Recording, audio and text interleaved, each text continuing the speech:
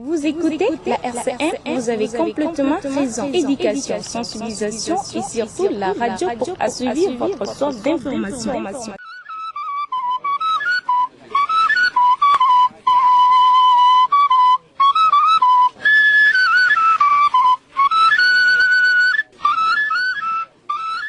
Rendiguera notre radio. Radio au cœur des Mongo, capitale d'Iguera.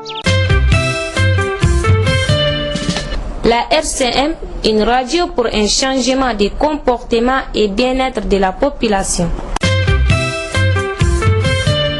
Un constat écœurant est celui de la mutation du personnel enseignant qui ne se fait pas par rapport aux besoins des établissements. Du moment où le carburant n'était pas cher, ces gens-là, où étaient-ils? Ou soit, nous les pauvres, nous ne sommes pas aussi entre les mains de ces gouverneurs. Les différents chefs de service, dans leurs activités, beaucoup d'entre eux veulent que leur service soit gratuit. Il fait extrêmement chaud, surtout dans la journée, on ne sait même pas où s'abriter. C'est vrai, il y a des arbres et tout, mais apparemment les ombres même ne suffisent pas. Tu ne sais pas où mettre la tête. Avec cette radio, on apprend d'abord des nouvelles des uns et des autres, même si elle ne va pas très très loin. Toutefois, ce qui a sa capacité là, elle le donne et elle nous informe de tout. Elle nous rend service. Moi, de mon propre avis, là, je trouve que c'est une mauvaise manière de faire. Parce que demander à une femme d'aller elle-même chercher un mari. La cherté de vie, là, n'en parlons plus au Guéra. Je ne sais pas si ailleurs c'est comme ça ou bien c'est ici seulement au Guéra. Nous allons trouver cette expérience là-haut. Au lieu de dire clairement que les gens qui sont préparés pour les prendre là, ils vont faire avis de recrutement pour la forme et non pour tester les gens. La fistule obstétricale, c'est d'abord un problème de santé publique, fréquemment rencontré dans les pays en voie de développement. Et c'est le reflet d'un système de santé défaillant d'un pays. C'est une maladie qui est d'abord évitable. Donc, si tel est le cas, l'endroit manque des infrastructures scolaires, pourquoi ne pas procéder à la disposition de ces terrains pour que cela plus tard servira comme un établissement secondaire pour le coin. Toutes les activités qui ne peuvent pas contribuer à la dégradation de l'environnement, nous l'encourageons et nous les finançons.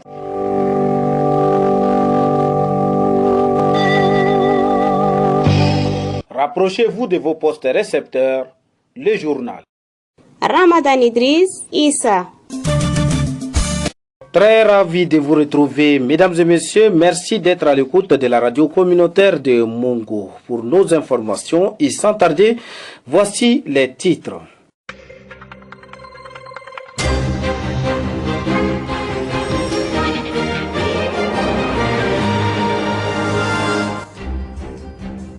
Samedi 8 mars 2025 est la journée internationale de la femme GIF édition 2025.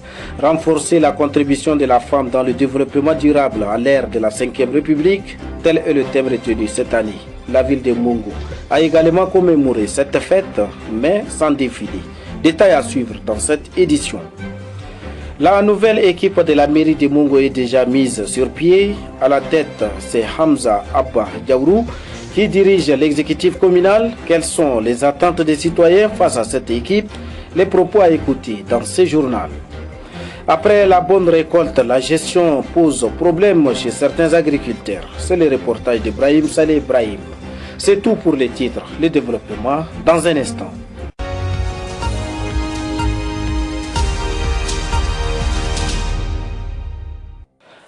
Comme je l'ai annoncé, à l'instar des autres villes du monde, Mongo a commémoré ce samedi 8 mars 2025 la journée internationale de la femme GIF, couplée à la semaine nationale de la femme tchadienne édition 2025. Contrairement aux festivités précédentes, la fête de la femme s'est déroulée au centre social de Mongo. Amir Daoud Haroun. Contrairement aux années précédentes, la journée internationale de la femme est commémorée au centre social, où plusieurs autorités, chefs de service et les organisations féminines ont rempli le local. Après la présentation d'un sketch, Madame Zara Goudia, présidente de la Sénafet, récapitule les activités. 4 formations ont eu lieu, notamment la formation sur la transformation des mangues, la formation en valorisation des ressources naturelles, formation en fabrication des gâteaux, yaourts, biscuits, pizzas et pain. Ensuite, des conférences débats ont été faites sur des thèmes variés dans le domaine politique, des violences basées sur le genre et l'accès au crédit. Pour Abdelaziz Al-Haj Damalia, délégué provincial de la femme du Guéra, les festivités sont captivantes. Captivantes car malgré les mois de Ramadan, la participation des femmes était forte et leur mobilisation était de taille. Il faut aussi noter que le courage de la femme du Guéra est indescriptible et le désir d'apprendre est énorme. Le délégué du gouvernement auprès de la province du Guéra, Abdoulaye Ibrahim Siam, clôturant les travaux, invite les hommes à soutenir les femmes. L'ultime occasion d'exhorter les hommes que nous sommes à soutenir nos sœurs, nos filles, nos tantes, nos épouses et nos mères. Nous devons à tout prix rester aux côtés de celles-ci pour les accompagner avec succès dans leur marche vers la recherche de l'autonomisation inclusive et de l'amélioration de leurs conditions de vie au sein de notre société en perpétuelle mutation. Les recommandations, la remise des prix et les promesses sont les moments forts de cette édition 2025.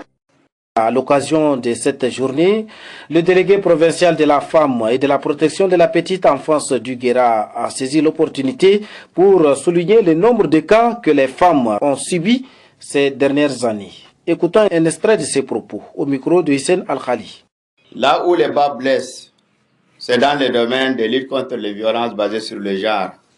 En effet, nous avons enregistré 392 cas en 2022, 243 cas en 2023, 169 cas en 2024. Or, pour l'année 2025 qui vient de commencer, nous avons enregistré 4 cas de femmes assassinées pour des causes inadmissibles. Une fille de 16 ans a été tuée par ses propres frères de sang, celles-là qui sont censées la protéger. Elle ne savait pas que les membres de sa propre famille deviennent ses bourreaux. Les 3 autres femmes ont été assassinées par leurs maris avec lesquels elles ont eu des enfants. Alors, qui auront-ils les jours où leurs enfants leur demanderont où sont nos mères? Qui les a tués? Les meurtriers sont toujours en vie. Qu'avez-vous fait pour les défendre en tant qu'époux?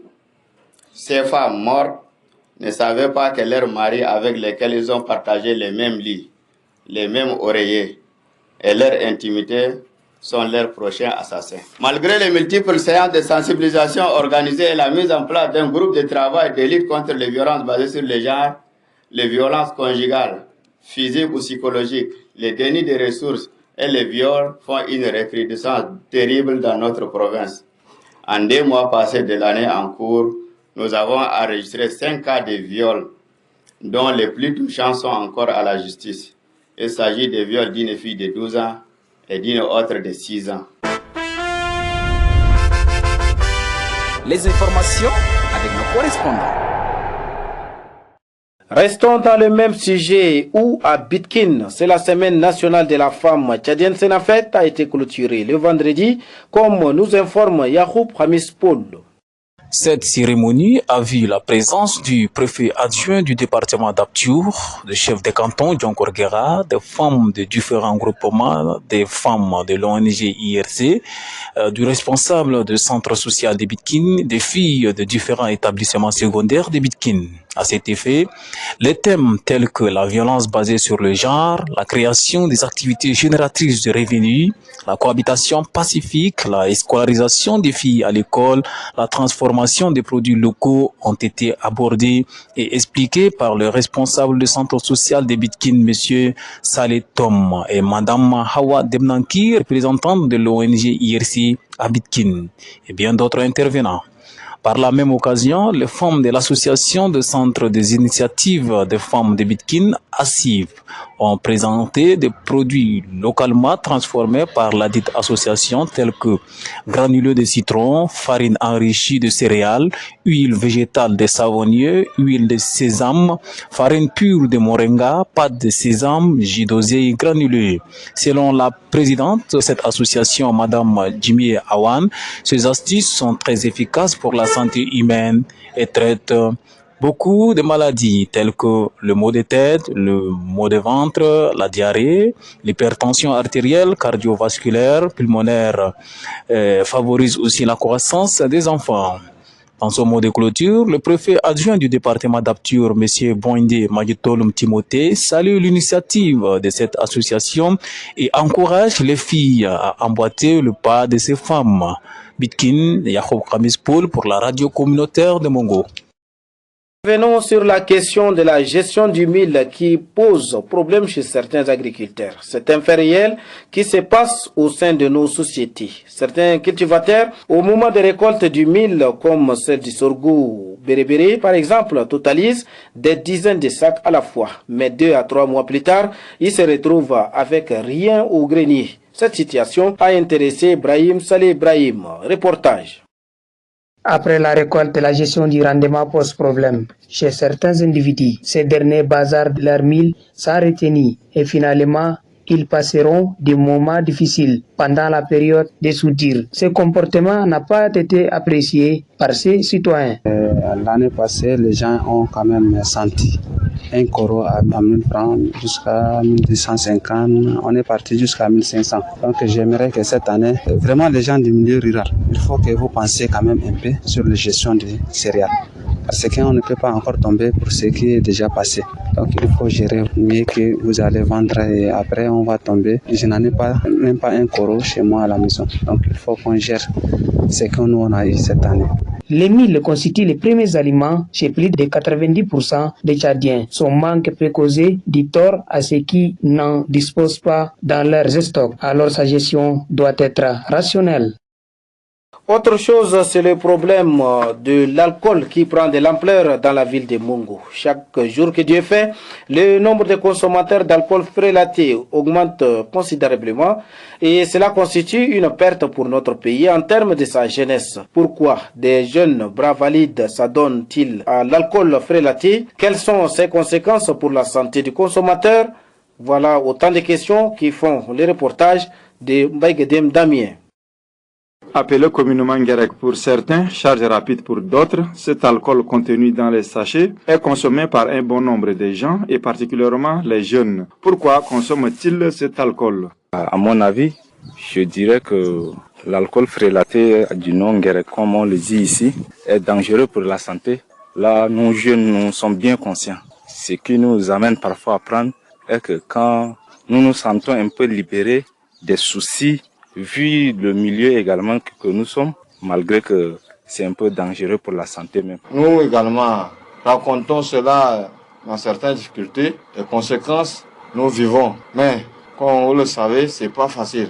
Selon quelques citoyens rencontrés, la consommation de cet alcool frélaté par les jeunes est un manque à gagner pour l'État. Il faut reconnaître que l'alcool, d'abord d'une manière générale, c'est une boisson qui n'est pas beaucoup conseillé, surtout la consommation excessive. Ça engendre un problème sanitaire que nous constatons de nos jours, que beaucoup plus la jeunesse qui se lance dans cette consommation. Cette boisson a des conséquences très grave dans la vie de la personne. Du côté de la santé, cela ne constitue pas-il un risque à ces consommateurs? Jim Samadi Théophile répond. C'est une boisson d'abord qui a un degré d'éthanol, autrement dit d'alcool très élevé. Et quand une personne consomme à un niveau donné, ça joue d'abord sur ses poumons. On va constater que la personne commence à augmenter la forme, mais ce n'est pas en réalité la forme, mais c'est plutôt des infections au niveau pulmonaire. À ce niveau, déjà, la personne commence à avoir des problèmes. L'espérance de vie commence déjà à diminuer. Et également aussi, le poids n'arrive pas à faire la différence entre les nutriments et les aliments qui doivent être évacués dans les déchets. Ce qui rend automatiquement la personne malade. Pour récupérer cette personne, il faut beaucoup d'efforts. La jeunesse est appelée à une prise de conscience pour son avenir en évitant la consommation excessive de cet alcool pour garantir sa santé. Installé le mercredi dernier, le nouvel exécutif communal a démarré avec ses activités.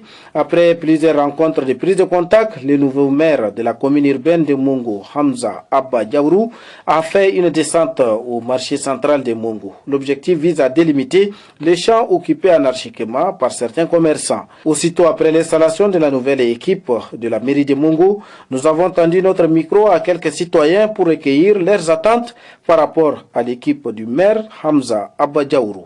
Écoutez les réactions. Mongo, c'est une grande ville. Il y a beaucoup de choses qui manquent, comme l'eau et pas de riz normal. C'est ça seulement qu'il va penser. Et il ne pense pas sur l'intérêt de lui seulement. Je veux à ce qu'il nous fasse bien le travail. Il ne faut pas qu'il fasse son intérêt seulement. Il faut qu'il voie la population aussi. On veut qu'il nous arrange l'électricité, on veut l'électricité, l'eau, on veut que nos riz soient jolis et belles. Qu'il doit viser sur l'intérêt de la population. Par exemple, la ville de Mongo manque beaucoup de choses telles que l'eau, en plus la route et d'autres choses. Il y a beaucoup de choses. On veut que la ville... De ne pas voir son propre intérêt et de ne pas voir l'intérêt de sa famille. Il doit veiller sur la population parce que la population a besoin de beaucoup de choses. Elle a besoin de l'eau comme on n'a pas beaucoup de l'eau et la population a besoin de faire la propriété de Mongo. Il y a beaucoup de déchets, il y a beaucoup de choses qui sont en riz comme ça et ils doivent dresser les riz aussi. Tout d'abord, la ville de Mongo est une ville carrefour. Donc cette ville est située au cœur du Tchad. Donc on veut que cette ville soit propre. D'où les étrangers passent par ici, partout, voient que cette ville est sale, donc c'est pas bien. Il y a beaucoup de difficultés. Et on a le problème d'inondation, le problème de saleté, et puis le problème de manque de gestion des eaux, par exemple, les eaux de la saison pluvieuse. C'est là on attend de lui à ce qu'il voit l'intérêt de la population, l'intérêt de la ville, de ne pas se concentrer sur son propre intérêt ou bien l'intérêt familial ou bien de ses amis, autrement dit. Et à ce qui concerne l'API, je pense que s'il a l'intention de faire de la ville quelque chose de remarquable, les gens sont là autour de lui, la population sont là autour de lui, mais ce qu'on attend de lui, de ne pas vraiment viser l'intérêt personnel ou bien l'intérêt familial, ou bien de ses amis, je le répète, vraiment pour en bénéficier de la commune. Ça, on n'attend pas de ça, mais on attend plutôt de lui une bonne action remarquable durant ces 6 années, vraiment pour voir les choses passer autrement.